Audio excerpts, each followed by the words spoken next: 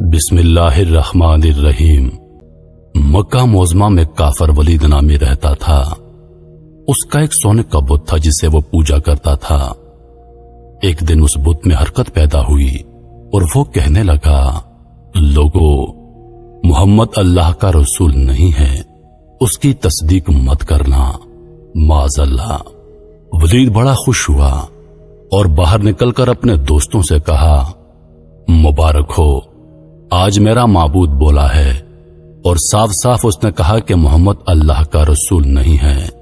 یہ سن کر لوگ اس کے گھر آئے اور دیکھا کہ واقعی اس کا بت یہ جملے دہرا رہا ہے۔ وہ لوگ بہت خوش ہوئے اور دوسرے دن ایک عام اعلان کے ذریعے ولید کے گھر میں ایک بہت بڑا اجتماع ہو گیا تاکہ اس دن بھی وہ لوگ بت کے منہ سے وہی جملہ سنیں۔ جب بڑا اجتماع ہو گیا تو ان لوگوں نے حضور صلی اللہ علیہ وآلہ وسلم کو بھی دعوت دی تاکہ حضور صلی اللہ علیہ وآلہ وسلم خود تشریف لا کر بت کے منہ سے وہی جملے سنیں۔ چنانچہ حضور صلی اللہ علیہ وآلہ وسلم بھی تشریف لائے۔ جب نبی کریم صلی اللہ علیہ وآلہ وسلم تشریف لائے تو بت بول اٹھا، اے مکہ والو، خوب جان لو کہ محمد صلی اللہ علیہ وسلم اللہ کے سچے رسول ہیں۔ ان کا ہر ارشاد سچا ہے اور ان کا دین حق پر ہے۔ تم اور تمہارے بت جھوٹے ہیں، گمراہ اور گمراہ کرنے والے ہیں۔ اگر تم اس سچے رسول پر ایمان نہ لاؤ گے تو جہنم میں جاؤ گے۔ بس عقل مندی سے کام لو اور سچے رسول صلی اللہ علیہ وسلم کی غلامی اختیار کر لو۔ بت کی یہ باتیں سن کر ولید بڑا گھبرایا اور اپنے معبود کو پکڑ کر زمین پر دے مارا اور اس کے ٹکڑے ٹکڑے کر دیے۔ حضور صلی اللہ علیہ وآلہ وسلم فاتحانہ طور پر واپس ہوئے تو راستے میں ایک گھڑ سوار جو سبز پوش تھا حضور صلی اللہ علیہ وآلہ وسلم سے ملا۔ اس کے ہاتھ میں تلوار تھی جس سے خون ٹپک رہا تھا۔ حضور نے فرمایا، تم کون ہو؟ بولا، حضور، میں جن ہوں اور آپ کا غلام اور مسلمان ہوں، جبل طور میں رہتا ہوں۔ میرا نام مہین بن العبر ہے۔ میں کچھ دنوں کے لیے کہیں باہر گیا ہوا تھا۔ آج گھر واپس آیا تو میرے گھر والے رو رہے تھے۔ میں نے وجہ پوچھی تو معلوم ہوا کہ ایک کافر جن جس کا نام مسافر تھا وہ مکہ میں آ کر ولید کے بت میں گھس کر حضور صلی اللہ علیہ وآلہ وسلم کے خلاف فضول گوئی کر گیا ہے اور آج پھر گیا ہے تاکہ بت میں گھس کر آپ کے متعلق بکواس کرے۔ یا رسول اللہ صلی اللہ علیہ وآلہ وسلم، مجھے سخت غصہ آیا۔ میں تلوار لے کر اس کے پیچھے دوڑا اور اسے راستے میں قتل کر دیا، اور پھر میں خود ولید کے بت میں گھس گیا اور جو کچھ کہا میں نہیں بولا ہے، یا رسول اللہ صلی اللہ علیہ وآلہ وسلم۔ حضور صلی اللہ علیہ وسلم نے یہ قصہ سنا تو بڑی خوشی کا اظہار کیا اور اپنے اس جن غلام کے لیے دعا فرمائی۔ جو بھائی اللہ تعالیٰ سے پیار کرتا ہے اور اللہ تعالیٰ کے لیے اپنی جان بھی دے سکتا ہے تو پلیز کمنٹ کے اندر صرف ایک بار اللہ لکھ دو۔ السلام علیکم ورحمۃ اللہ وبرکاتہ۔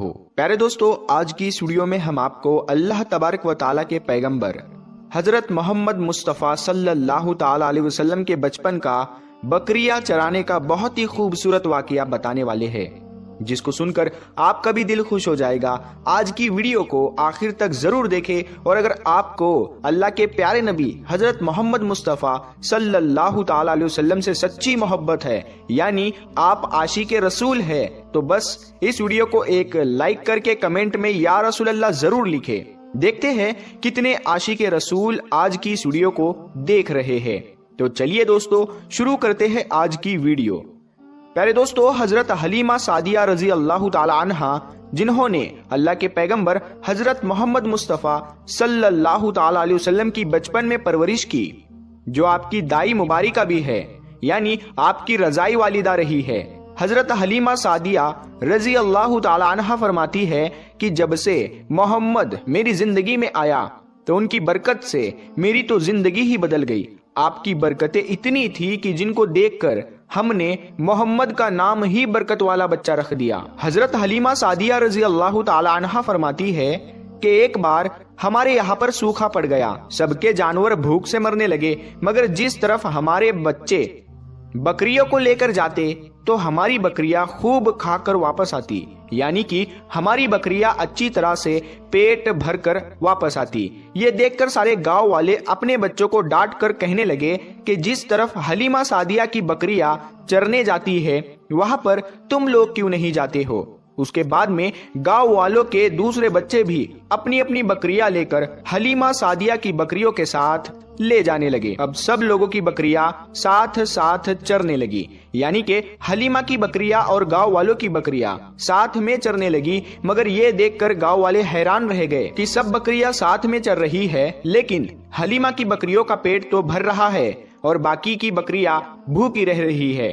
یہ دیکھ کر حلیمہ سعدیہ کہتی ہے یہ سب برکت آمنہ کے لال کی ہے، یہ ساری برکتیں اس محمد کی ہے۔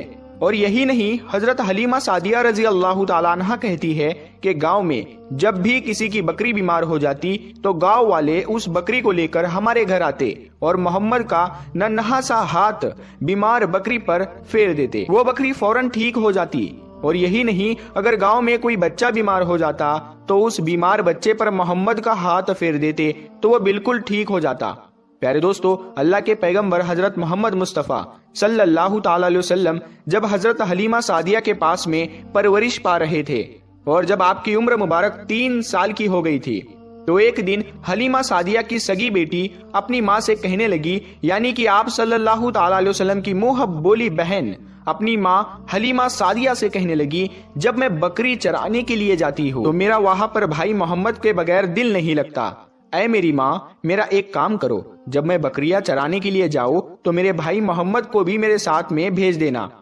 تو یہ سن کر حضرت حلیمہ سعدیہ رضی اللہ تعالیٰ عنہ کہنے لگی، نہیں بیٹی، ابھی محمد بہت چھوٹا ہے، ابھی یہ بہت نرم نازک ہے، کہیں اس کو دھوپ لگ گئی تو؟ دیکھو کتنا حسین اور مبارک چہرہ ہے، میں اس کو تکلیف نہیں دے سکتی، یہ تو میرا شہزادہ ہے، اگر محمد کے پاؤں میں کوئی پتھر چبھ جائے، اگر جنگل میں جاتے ہوئے محمد کے پیروں میں کوئی کانٹا چبھ گیا تو؟ ابھی یہ بہت چھوٹا ہے، اسی لیے میں اس کو تمہارے ساتھ جنگل میں نہیں بھیج سکتی، جنگل میں جانور اس کو تکلیف پہنچائیں گے، وہ اس کو مشقت میں ڈال دیں گے۔ یہ سن کر حضرت حلیمہ سعدیہ کی بیٹی کہنے لگی، اے ماں، تم دھوپ کی بات کرتی ہو، جب میں کبھی بھائی محمد کے ساتھ میں باہر جاتی ہوں تو آسمان سے بادل آ کر ہم پر سایہ کرتے ہیں، اور امی جان تم جنگلوں کے جانوروں کی بات کرتی ہو تو سنو، جنگل کے جانور بھائی محمد کے منہ کو چومتے ہیں، جانور تو اس کو سجدہ کرتے ہیں، اور یہی نہیں، جب بھی ہم بھائی محمد کے ساتھ میں بکریاں چرانے کے لیے جاتے ہیں تو ہمارے سب کام آسان ہو جاتے ہیں، ہماری بکریاں بھی ادھر ادھر نہیں جاتی۔ جب حضرت حلیمہ سعدیہ کی بیٹی بار بار اصرار کرنے لگی تو حضرت حلیمہ سعدیہ نے اجازت دے دی۔ اس کے بعد دوسرے دن اللہ کے پیغمبر حضرت محمد مصطفیٰ صلی اللہ تعالی علیہ وسلم اپنی بہن اور بکریوں کے ساتھ میں جنگل میں بکریاں چرانے کے لیے نکل پڑے۔ آسمان سے ایک بادل کا ٹکڑا آپ پر سایہ کیے ہوئے تھا۔ اس طرح سے 4-5 دن آپ صلی اللہ تعالی علیہ وسلم اپنی منہ بولی بہن کے ساتھ بکریاں چرانے کے لیے جاتے رہے۔ ایک دن حضرت حلیمہ سعدیہ رضی اللہ تعالیٰ عنہ نے آپ صلی اللہ تعالی علیہ وسلم کو روک دیا اور کہنے لگی، بیٹے محمد، آج کے بعد تم بکریاں چرانے کے لیے نہیں جاؤ گے، کیونکہ اب میں تمہیں اور تکلیف نہیں دے سکتی۔ اے میرے بیٹے، مجھے تم سے بہت محبت ہے، ایک تو مجھے تمہاری یہ دوری برداشت نہیں ہوتی، اور دوسری بات تم میرے پاس بہت ہی عزیز امانت ہو، اسی لیے آج سے تم بکریاں چرانے کے لیے نہیں جاؤ گے، تم اب گھر میں ہی رہو گے۔ اس طرح سے حضرت حلیمہ سعدیہ نے پیغمبر حضرت محمد مصطفیٰ صلی اللہ تعالی علیہ وسلم کو بکریاں چرانے سے روک دیا۔ پھر آپ اپنی بہن کے ساتھ میں جنگل میں ایک دن نہیں گئے، اس کے بعد دوسرے دن بھی نہیں گئے۔ اسی طرح سے آپ صلی اللہ تعالی علیہ وسلم 3 دن تک بکریاں چرانے کے لیے جنگل میں نہیں گئے۔ تو تیسرے دن حضرت حلیمہ سعدیہ رضی اللہ تعالی عنہا نے دیکھا کہ ان کا بیٹا روتا ہوا ان کے گھر آیا۔ یہ دیکھ کر دائی حلیمہ نے پوچھا، اے میرے بیٹے، کیا ہوا، کیوں رو رہے ہو؟ تو بیٹا کہنے لگا، اماں، ہماری ایک بکری کو جنگل میں ایک بھیڑیا اٹھا کر لے گیا ہے۔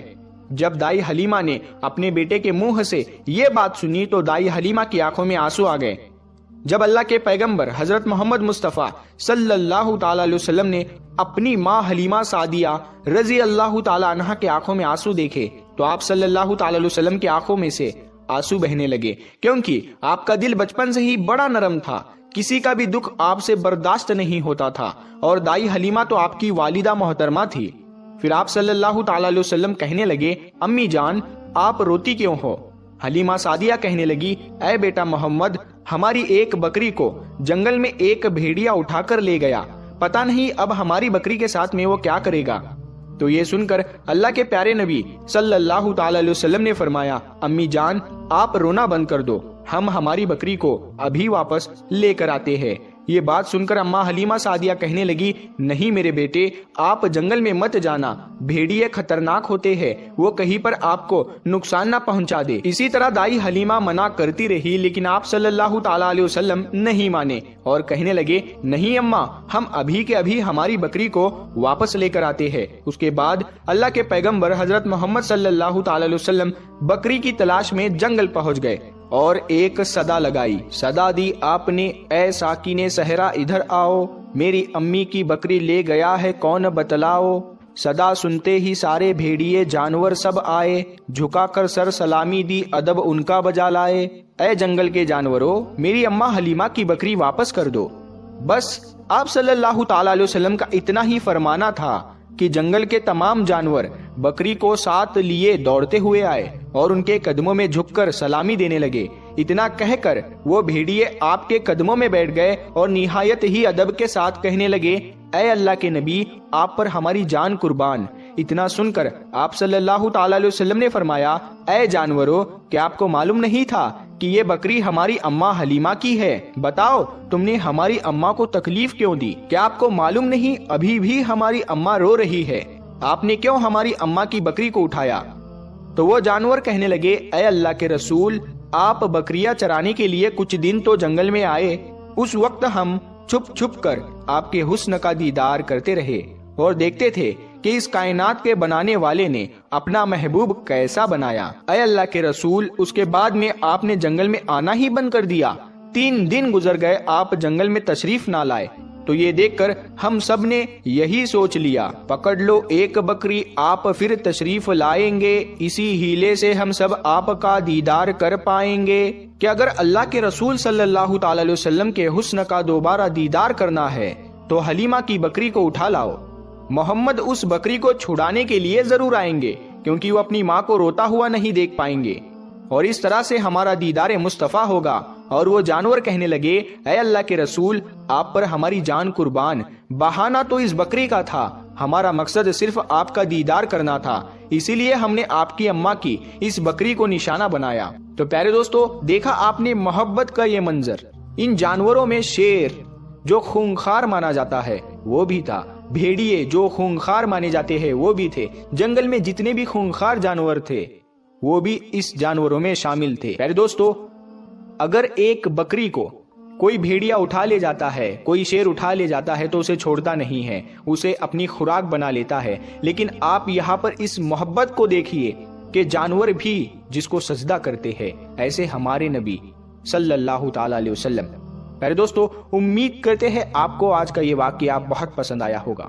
اگر آپ کو یہ ویڈیو پسند آیا ہے تو اس ویڈیو کو آپ ایک لائک کریں، اپنے دوستوں میں ثواب کی نیت کے ساتھ ضرور شیئر کریں۔ اگر آپ نے ابھی تک ہمارے چینل کو سبسکرائب نہیں کیا ہے تو ہمارے چینل نور حدیث کو سبسکرائب کر کے ساتھ میں لگے بیل آئیکن کو ضرور دبا دیں۔ ہم ملتے ہیں پھر ایک نئی ویڈیو کے ساتھ میں، تب تک کے لیے السلام علیکم، اللہ حافظ۔